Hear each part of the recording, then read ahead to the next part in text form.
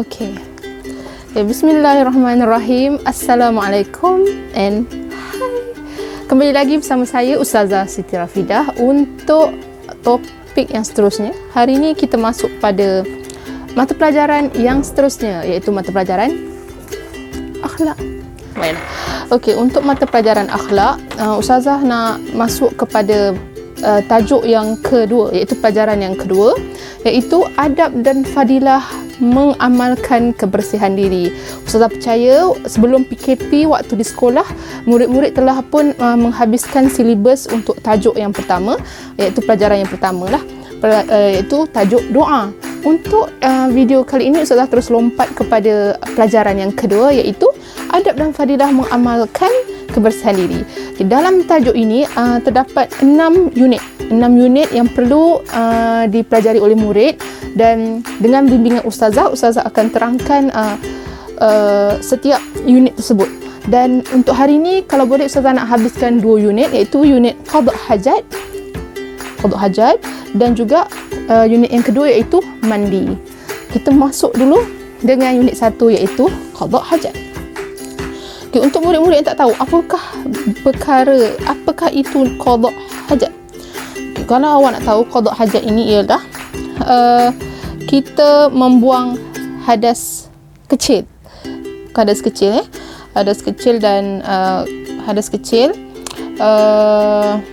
dalam membuang air kecil, buang air besar, pergi ke tandas, melakukan setelah dipanggil oleh alam, dan melakukan kerja-kerja perkumuhan, di mana setelah kita makan, kita minum, hasil setelah diproses oleh badan, hasil buangan yang tak diperlukan oleh badan akan turun menerusi saluran kencing dan juga dubur. Jadinya dalam melakukan qada' hajat ini, murid-murid perlu faham Islam mengajar kita supaya beradab. Maksudnya kita tidak boleh sembrono dalam melakukan proses qada' hajat ini. Baiklah, antara adab-adab qada' hajat yang awak perlu tahu ialah, yang pertama, mestilah terlindung daripada pandangan orang. Maksudnya kita tak boleh buang air besar, tak boleh buang air kecil depan orang lain, kecuali kita sendiri yang melihatnya. Awak sendiri yang nak qada' hajat, awak sendirilah yang buat, awak sendirilah yang melihat apa yang awak tengah lakukan. Maksudnya jangan ditonton oleh orang lain. Dan yang kedua, istinja dengan tangan kiri. Maksudnya selepas dah selesai qada' hajat, iaitu buang air besar, buang air kecil, kalau nak membersihkan anggota yang terlibat iaitu bahagian bawah tu, dubur dan ni, awak perlu melakukannya menggunakan tangan kiri. Baiklah, banyak lagi. Kalau nak beristinja boleh guna macam-macam, boleh guna daun, tisu, air, batu yang berbentuk ada 3 permukaan. Tetapi di Malaysia khususnya, kita menggunakan air yang bersih untuk melakukan istinja. Jadi jangan gunakan air sirap ya. Air sirap ke air oren jangan guna air minuman untuk melakukan istinja. Gunakan air mutlak, air yang bersih lah. Jadi gunakan dengan tangan kiri untuk membersihkan bahagian tersebut. Kita jangan biarkan tempat tersebut tak bersih, sebab nanti akan berlaku jangkitan kuman dan sebagainya, dan menyebabkan murid-murid mungkin akan berasa gatal di tempat tersebut. Jadi kita kena jaga kebersihan ya. Dan yang ketiga pula ialah basuh tangan dan kaki selepas istinja. Baiklah, kebiasaannya selepas kita dah gunakan tangan kiri kita melakukan proses istinja, membersihkan kawasan yang telah dicemari tersebut, kita kan guna air, kebiasaannya air tersebut akan turun kena pada kaki kita, kebiasaannya. Jadi selepas dah beristinja, murid-murid wajib basuh tangan dan kaki sekaligus. Tak kisahlah kaki awak tu pakai kasut ke, pakai selipar ke, tapi mana ada orang masuk benda air pakai kasut, kecuali lah tandas awam. Tapi ini dalam konteks awak di rumah tak pakai kasut, pakai selipar je ataupun berkaki ayam, jangan lupa basuh kaki sekali. Amat penting, sebab kita takut ada serpihan ke sikit-sikit najis tu terkena pada kaki awak, nanti bila jalan-jalan dah menyebabkan tempat lain pun terkena najis. Jadi jenuh awak nak basuh tempat-tempat yang awak lalu tadi. Jadi jangan lupa basuh tangan dan basuh kaki. Dan yang seterusnya ialah elakkan daripada perkara-perkara yang saya sebut ni. Yang pertama, elakkan qada hajat di tempat yang berlubang. Kenapa tak boleh buang dekat tempat yang berlubang, Ustazah? Ada sebab-sebabnya. Sebabnya adalah, yang pertama ialah kalau di tempat yang berlubang, lubang tersebut kalau dia tak boleh pergi ke mana-mana, dia masih ada dalam lubang saja. Dan yang kedua, di tempat air yang tidak mengalir. Kalau ada sesetengah tempat, contohnya dalam lubang, tempat tu tak kena air langsung, tak ada air yang lalu pun dekat tempat tu, dekat lubang tu. Jadi najis awak tu akan menyebabkan haruman tersebar ke serata alam lah. Kita tak nak perkara tersebut berlaku, sebab bila najis yang bila qada hajat berlaku, dibiarkan begitu saja, kebetulan ianya berada di kawasan orang ramai ke ataupun kawasan orang lalu-lalang, ia akan menyebabkan jangkitan kuman tanpa disengajai. Kadang-kadang orang terpijak ke mana tahu, lagi-lagi kalau waktu malam, mana nak nampak lubang, betul tak? Terpijak dengan kasut, Allah akbar, taib orang, najis orang. Jangan buat macam tu. Yang ketiga, bercakap-cakap. Ketika qada hajat, jangan bercakap-cakap dengan member sebelah. Tak kisahlah member ke orang asing ke, mana-mana orang yang awak jumpa time tu yang tengah sama-sama nak qada hajat tu, kalau boleh elakkan bercakap. Even dalam tandas persendirian, janganlah nak bercakap dengan orang sebelah. Tak baik, tak beradab begitu. Ketika Islam tak mengajar kita bercakap-cakap ketika qada hajat. Selesaikan dulu urusan tersebut, dah keluar daripada tandas, bercakap dah banyak mana nak bercakap pun. Faham? Yang seterusnya, elakkan membuang air kecil, membuang air besar di bawah pokok yang berbuah.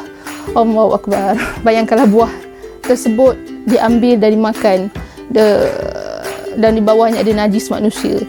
Kalau najis haiwan pun kita boleh consider lagi, sebab kadang haiwan ialah haiwan tidak berakal, tapi manusia yang Allah berikan akal ni, kita patut berfikir di tempat mana yang sesuai kalau kita nak qada hajat sekalipun.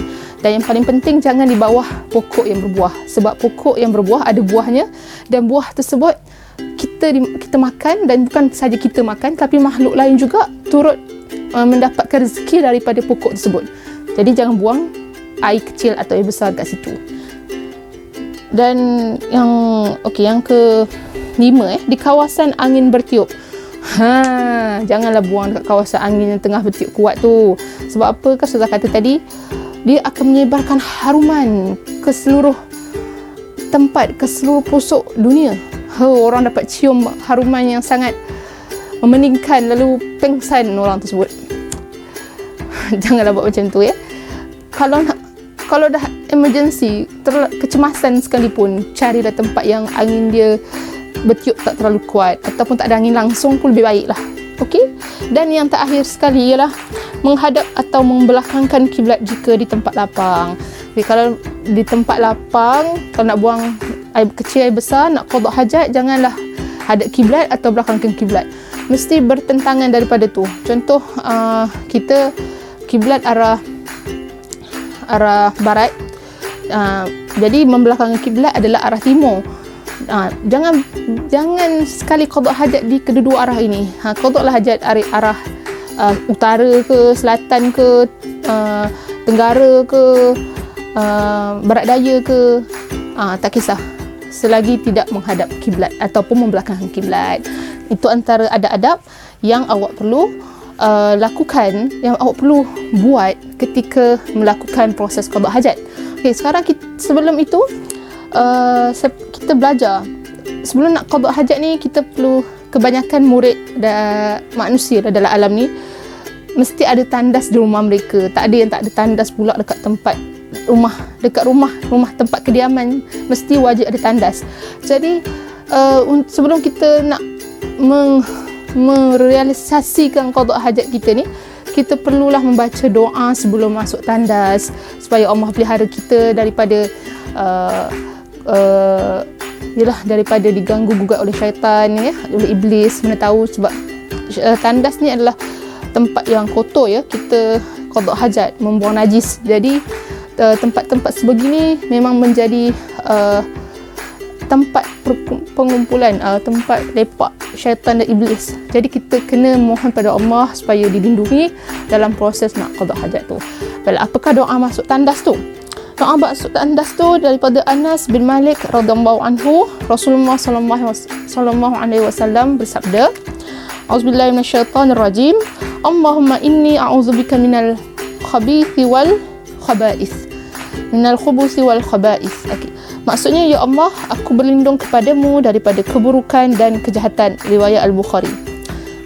Saya ulang lagi sekali, apakah doa masuk tandas, iaitu Allahumma inni a'udzubika minal khubuthi wal khaba'ith.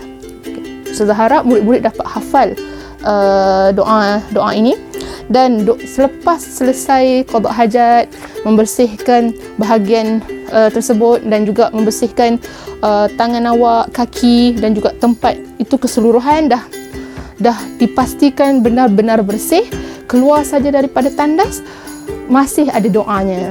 Okay, doanya daripada Anas bin Malik radhiyallahu anhu. Rasulullah sallallahu alaihi wasallam bersabda, Auzubillahi minasyaitonir rajim. Alhamdulillahilladzi adhhaba 'anni al-adha wa 'afani. Alhamdulillahilladzi adhhaba 'anni al-adha wa 'afani. Maksudnya ialah segala puji bagi Allah yang menjauhkan dariku penyakit dan memberi kesihatan padaku. Riwayat Ibnu Majah. Doa tu pun doa masuk tandas, doa keluar tandas. Jadi keluar dan masuk tandas ada doanya, ada adabnya. Jadi jangan lupa murid-murid untuk hafal kedua doa ini, barulah melakukan proses qada hajat. Antara ada adab masuk tandas ya. Okay. Nak masuk tandas pun ada adab dia. Yang pertama, sebelum dah rasa macam nak terbuang air tu, pakai penutup kepala. Okey, kena tutup kepala awak lah, tak kisahlah tutup pakai apa pun, nak pakai tudung ke, nak pakai songkok ke, kopiah ke, nak pakai baldi pun boleh. Janji tutup kepala.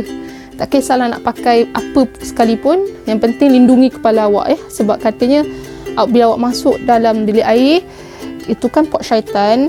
Kalau awak tak tutup kepala awak, syaitan membuang najis di atas kepala.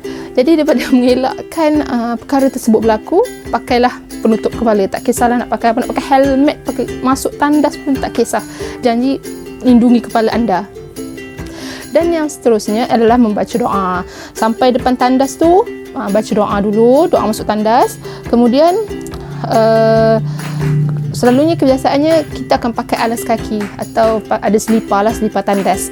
Jadi pada murid yang tak biasa, bolehlah cuba untuk pakai alas kaki ni, pakai selipar sebelum masuk ke dalam tandas.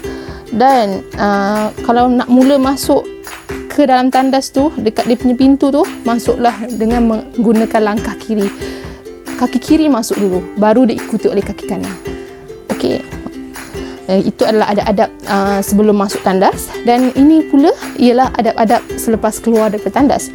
Yang pertama, membaca doa keluar tandas, dan akhirnya keluarlah dengan kaki kanan. Okay, kaki kanan. Okay, fadilah beradab ketika qada hajat. Antara fadilahnya ialah, pertama, hidup kita menjadi sihat. Kenapa hidup kita menjadi sihat? Sebab kita menjaga kebersihan. Kebersihan ni amatlah dituntut oleh Allah SWT, kerana itu mencerminkan jiwa kita. Kalau jiwa kita ni bersih, kita confirm jadi orang yang bersih. Tapi kalau kita pun jiwa kita kotor, kita akan mempamerkan yang kotor-kotor. Jadi nak jadi individu yang sihat, kita perlu jaga kebersihan. Dan yang kedua, terhindar daripada penyakit. Ya, betul. Kalau kebersihan dijaga, insya-Allah Allah akan lindungi kita daripada sebarang penyakit. Kalau kita tak jaga kebersihan, senang je penyakit nak datang pada kita. Sebab apa? Kekotoran sentiasa ada, bakteria, kuman, semuanya hidup di sekeliling kita, tapi kita tak dapat nak lihat dengan mata kasar. Dan mereka ni sangat halus, boleh masuk dalam badan kita bila-bila masa je. Even walaupun kita bernafas ni, dah masuk dah, tapi kita tak nampak virus ke bakteria tersebut. Sebab itulah kita kena jaga kebersihan. Kalau kita basuh tangan dengan betul selepas qada hajat, insya-Allah lepas tu pergi makan tak ada masalah lah. Cuma nak lebih baik, nak lebih selamat, basuhlah tangan sekali lagi sebelum makan. Dan yang keempat ialah, yang ketiga ialah badan kita bersih dan suci. Okay, Allah ni amat menyukai, amat menyayangi orang-orang yang bersih. Sebab apa? Yang kebersihan itu adalah sebahagian daripada iman. Ia mencerminkan keimanan kita. Kalau orang yang kotor, malaikat pun tak nak dekat dengan dia. Macam mana nak bagikan rahmat, berkat, nikmat dalam kehidupan seseorang kalau orang tersebut tidak menjaga kebersihan, kotor, banyak sangat penyakit, tak terjaga. Kita kena utamakan kebersihan dan kesihatan serta menyucikan diri kita daripada perkara-perkara yang kotor. Yang keempat pula ialah mendapat pahala daripada Allah SWT. Setiap perkara yang kita lakukan berlandaskan pada kebaikan dan tidak menyalah dan tidak salah daripada hukum syarak, semuanya dikira ibadah. Jadi apabila ianya sudah menjadi satu ibadah, maka perkara tersebut mendapat pahala daripada Allah. Siapa je yang tak nak pahala, betul tak? Jadi janganlah tak buat, mestilah buat sebab benda ni mudah sangat. Hari-hari awak qada hajat, bila awak jaga adab-adab ini, insya-Allah Allah akan berikan pahala. Dan yang terakhir ialah Allah suka dengan orang yang bersih dan terhindar daripada gangguan syaitan. Allah sangat suka dengan orang yang bersih. Ustazah beritahu tadi. Sebab apa? Yang bersih itu adalah milik bagi Allah. Sebab Allah suka, Allah cintakan orang-orang yang bersih. Dan syaitan serta iblis pun takut nak ganggu kita, takut nak dekat dengan kita. Sebab apa? Kita ni orang yang bersih, tak ada penyakit, baik, hati pun bersih, suka tolong orang. Syaitan dan iblis pun tak berani nak ganggu kita. Jadi murid-murid kenalah berbuat begitu. Murid-murid kenalah cuba untuk menjadi begitu. Ustazah rasa tak ada masalah sebab ini adalah perilaku ataupun perbuatan yang hari-hari kita lakukan. Jadi jangan malas-malas dan jangan banyak alasan sebab benda ni mudah sangat, insya-Allah. Yang Ustazah dah habis cover, dah habis menerangkan mengenai unit pertama iaitu qada hajat. Mari kita masuk pula dengan unit yang kedua iaitu mandi. Tajuknya ialah mandi. Ialah adab-adab ketika mandi. Siapa je yang tak mandi, betul tak? Setiap hari wajib mandi, sekurang-kurangnya 2 kali sehari. Kalau lebih lagi bagus, maksudnya individu tersebut memang benar-benar menjaga kebersihan. Bila ada adab mandi, yang pertama ialah memakai kain basahan. Ini Ustazah nak sebut sikit. Bila kita nak mandi, walaupun kita nak mandi, kita masih perlu menutup sebahagian badan kita kerana ia adalah aurat. Kita walaupun hanya kita yang melihat, tapi Allah Maha melihat. Allah tak mahu melihat hamba-hambanya dalam keadaan yang tidak berpakaian, tanpa sehelai benang pun di badan mereka. Perlulah kita tutupkan badan kita, ya. Kalau lelaki batas setakat mana auratnya yang perlu ditutupkan, dan perempuan daripada dada hingga ke bahagian bawah lutut sudah memadai. Janji jangan mandi depan orang lah, mandi sendiri-sendiri, ya. Yang kedua ialah membasuh tangan sebelum mandi. Tangan ni adalah anggota yang paling penting sebab kita akan sentuh muka, kita akan sentuh kepala, sentuh leher, sentuh lengan, badan dan segala-galanya. Jadi kita tak nak sentuh dalam keadaan yang tak bersih, tangan kita tak bersih. Jadi bagi membolehkan badan kita masih terjaga, kekal bersih tanpa sebarang hinggapan kuman, virus dan sebagainya, bersihkan tangan terlebih dahulu, barulah boleh sentuh mana-mana bahagian di badan awak. Dan yang ketiga ialah membaca Bismillahirrahmanirrahim. Sepatutnya setiap perilaku perbuatan perlu dimulakan dengan basmalah, iaitu Bismillahirrahmanirrahim. Membaca Bismillah kerana kita nakkan keredaan dan kebaikan daripada Allah SWT. Nak Allah menjaga kita, kita mulakan dengan nama Allah yang Maha Pemurah lagi Maha Penyayang. Yang seterusnya ialah membersihkan najis dan kotoran. Sebelum kita mandi, kita perlulah, kalau siapa yang nak qada hajat, buang air kecil, buang air besar, silalah lakukannya terlebih dahulu sebelum mandi. Dan kalau ada macam sisi, contohnya najis terkena tangan, kena lengan, basuh dulu lengan, bersihkan dulu, buangkan najis yang tertempel. Ya, okey. on. Okey, yang seterusnya selepas kita dah bersihkan najis dan kotoran kiri kanan, kita mesti bersihkan dulu sebelum kita mandi. Tempat-tempat tu nanti susah air nak betul-betul turun dengan baik. Jadi daripada elakkan air tak kena bahagian yang kita kena najis tu, kita kena singkirkan dulu najis tersebut daripada badan kita. Tak kisahlah daripada mana-mana anggota sekalipun. Barulah kita mulakan dengan menjirus air daripada atas kepala terlebih dahulu. Ini adalah disunatkan dan ianya perlu dilakukan dalam adalah merupakan salah satu adab daripada adab yang perlu kita ketika kita mandi.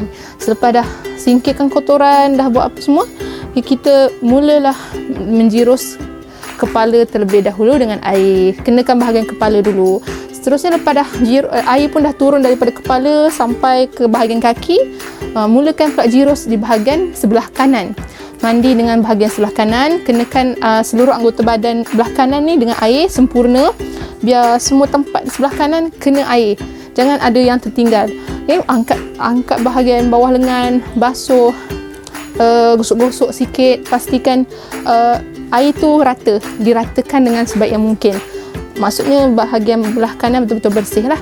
Dan selepas itu kita kenakan pula air di bahagian sebelah kiri, anggota sebelah kiri kita. Kenakan air, lumurkan air sepenuhnya. Pastikan setiap tempat kena air, ratakan air supaya tak ada tempat yang tertinggal. Okay? Bawah-bawah lengan, bawah-bawah pinggang, kaki sebagainya, mesti kena air keseluruhan. Okay, selepas tu dah siram kepala, dah kena air, bahagian kanan pun dah kena air, bahagian kiri pun dah kena air. Okey, basuh pula bahagian kaki, sebab bahagian kaki kebiasaannya menerima air yang dah melalui bahagian kepala dan bahagian atas. Jadi patutnya air yang bersih digunakan pula untuk menyiram bahagian kaki. Jadi kaki tak menerima air yang dah digunakan, malah dia menerima air yang baru lalu pada kaki pula. Dan selepas itu dah basuh kaki, kita bersihkan anggota badan dengan menggunakan sabun. Kita mesti wangikan badan kita pula. Jangan kita biarkan badan kita tak wangi. Nanti tak sedap pula badan kita. Sebab tu kena pakai sabun bila mandi. Bersihkan badan, hilangkan segala bakteria yang ada, ya? Berkesan menggunakan sabun. Ustazah terangkan ada adab ketika mandi. Sekarang Ustazah nak terangkan pula fadilah mandi. Yang pertama ialah hilang kekotoran di tubuh badan. Apabila kita mandi, insya-Allah segala kotoran yang ada pada badan kita dapat dihilangkan dengan air dan sabun. Dengan syarat kita bersihkan betul badan kita dengan sebaik mungkin. Jangan ada yang mandi capoi-capoi, mandi kerbau orang panggil. Mandi macam tu memang tak akan membersihkan badan keseluruhan. Jadi mandi betul-betul ikut langkah-langkah yang telah dianjurkan oleh Islam dengan betul, barulah insya-Allah dapat menghilangkan segala kekotoran yang berada di tubuh badan. Yang kedua pula ialah tubuh badan menjadi segar dan sihat. Okey, apabila kita mandi, badan kita dah kena air, dah dilalui oleh air, kita akan berasa lebih segar dan sihat.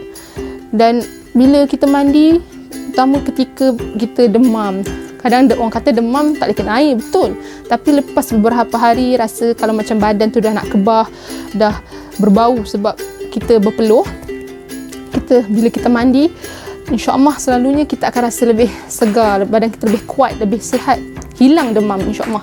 Dan mandi juga berkesan untuk mereka yang sedang menahan marah. Tak percaya tu, kalau rasa baru lepas marah, lepas bergaduh dengan adik-beradik, mana tahu berebut mainan ke, berebut TV ke, game ke, rasa macam sakit hati dengan abang, kakak, dengan adik kita pergi mandi. Bila kita pergi mandi, badan kita pun dah segar, otak kita pun dah lega, rasa sejuk kan. Badan kita dah sejuk, insya-Allah hati kita pun sejuk. Kita pelupa yang kita bergaduh tadi, terus kita memaafkan, kan? Yang ketiga ialah disukai oleh Allah dan Rasul. Ustazah dah terangkan tadi, apabila kita menjaga kebersihan adalah sebahagian daripada iman. Allah akan sayang kepada kita. Rasul juga adalah insan yang Allah pilih menjadi penyampai wahyu, merupakan orang-orang yang bersih. Mereka juga amat suka kepada kita yang menjaga kebersihan, dengan syarat jaga kebersihan diri. Yang keempat, terhindar daripada penyakit. Okay, apabila kita jaga kebersihan diri kita, kita mandi, kita ikut betul-betul langkah yang Allah suruh, mandi macam ni, cara dia semuanya, insya-Allah kita akan terhindar daripada penyakit berjangkit. Sebab kebanyakan penyakit akan datang pada kita kalau kita tak menjaga kebersihan diri. Kita biarkan diri kita dalam keadaan yang kotor, suasana yang kotor dan sebagainya, menyebabkan badan kita berasa tak sihat. Dan walaupun kita kalau in case penyakit datang juga, walaupun kita dah teruk, dah betul-betul jaga kebersihan, anggaplah itu adalah sebahagian daripada ujian yang Allah nak beri pada kita. Sama ada kita ni sabar, beriman tak kepada Allah, itu adalah test, ujian. Jadi jangan kita kalah dengan ujian. Kalau rasa macam diri sakit, cari inisiatif, ikhtiar diri kita untuk sihat. Dan yang terakhir ialah mendapat pahala. Seperti yang Ustazah dah terangkan sebelum ini, setiap aktiviti ataupun perbuatan yang kita lakukan itu, kalau baik, kalau tepat pada syaraknya, adalah satu ibadah. Jadi mandi juga adalah satu ibadah. Jadi apabila awak melakukan ibadah ini, insya-Allah Allah akan berikan awak pahala dan juga ganjaran dan kebaikan daripada sisinya. Jadi kita semua ni nak mengharapkan keredaan dan juga kebaikan daripada Allah SWT. Kita perlulah mengikut apa saja yang disuruh oleh Allah dan jangan kita langgar perintahnya. Ustazah dah habis menerangkan mengenai unit 2 iaitu tajuk mandi. Ustazah harap murid dapat memahami dan mengikuti apa yang telah Ustazah terangkan kepada murid-murid, dan tidak salah untuk kita melakukan adab-adab ini dalam kehidupan seharian kita. Ustazah harap Ustazah dapat lagi bertemu dengan awak semua di video yang akan datang dengan topik dan tajuk yang seterusnya. Sekian dahulu, terima kasih dan Assalamualaikum.